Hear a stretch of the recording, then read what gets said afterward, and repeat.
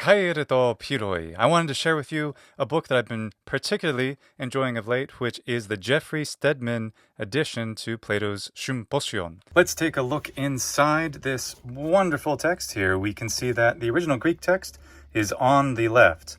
Now on the right we have vocabulary up here that's useful to know, words that you may not know that occur on this page, as well as some commentary on specific usages here on the right. Geoffrey Steadman also likes to put occasional grammatical things. For example, it's useful to know that the verb emi is defective. We only have 4 forms in this paradigm that are actually tested and used. Steadman offers his advice on how best to read these books. It involves, of course, rereading, trying to get used to the text as much as possible. Great advice. And also has this fantastic introduction, so you know the historical context. This Symposium is placed in a very specific time in history when some really important events occurred to the Athenians. I won't spoil it for you. I'll let you find that out by getting the book yourself. And of course describes all these characters, many of whom are historical. There's Aristophanes. On the whole, if you're intermediate to advanced, this is a wonderful tool to be able to appreciate the original with help with these glosses and scholia if you need them. This is certainly one of the most important and influential of Plato's work, so it's very good to learn and to study if you are at an intermediate level of ancient Greek or higher. Even if you're at a more advanced level, this still could be useful. Geoffrey Steadman's also done Euripides Bacchae. I haven't had the chance to look at this in much detail yet. I know a little bit about this story. I've read some lines from it. I haven't read it all the way through yet, so I'm excited to get to this eventually. But the style you can see is the same, having the original Greek text and the calques and commentary, the scholia, are all beneath. I like what he says in the how to use this commentary section. Master core words occurring 6 times or more before each reading. If you're at an intermediate level, or if you feel like you are, you're probably already there. If you've done all the books in the Ranieri Roberts approach to ancient Greek, reading all the books in that spreadsheet, you can find the link to that whole spreadsheet at lukeranieri.com if you like. Also see the video about it on the main Polymathy channel. Read actively and make lots of educated guesses. So the idea is that you're going to try to read the text and you have all the help below. You can use it as much as you want, but you want to read as much text as you can and see what you can get out of it, then understand every little word, and then go back and read it again with fluidity, and then, oh, I forgot what orgiasde means, and then you look it up again down here and you find out what it means, and then you go through again and again until you feel like certain passages are normal, that you can see them in your head, you can understand everything that you're reading. It's very good advice. Reread the passage immediately after you finish. That's fantastic.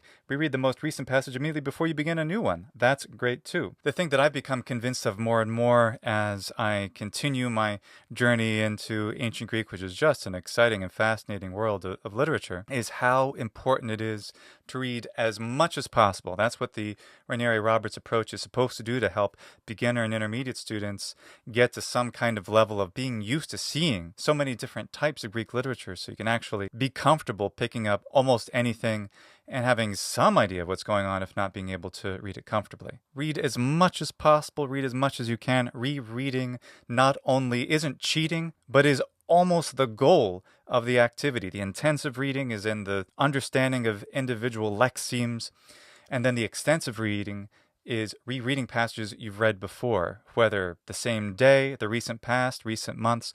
Read it again, get used to it until the language can be something that you've internalized. It's the only way to get input, especially if you're dealing with originals like Plato or Euripides. You want to read the original as much as possible to have a sense of the true idiom, and not just, of course, textbook ancient Greek. It's very useful too. I won't knock it. Sometimes it's good, depends on, the book. Go see my comments about that at the Ranieri Roberts approach video on the main Polymathy channel. But yeah, read as much original authentic text as you can. Adaptations like this are just wonderful tools. Take advantage of them. Read as much as you can. Ancient Greek should be accessible to everyone, and I'm working on more tools to help people get there. Just like Latin, ancient Greek is absolutely fundamental to understanding some of the most important history that's been recorded on Earth. So trust me, it's harder than Latin for most people, absolutely, but you can get there with a lot of time and patience and reading. Be consistent. Get yourself on a reading plan.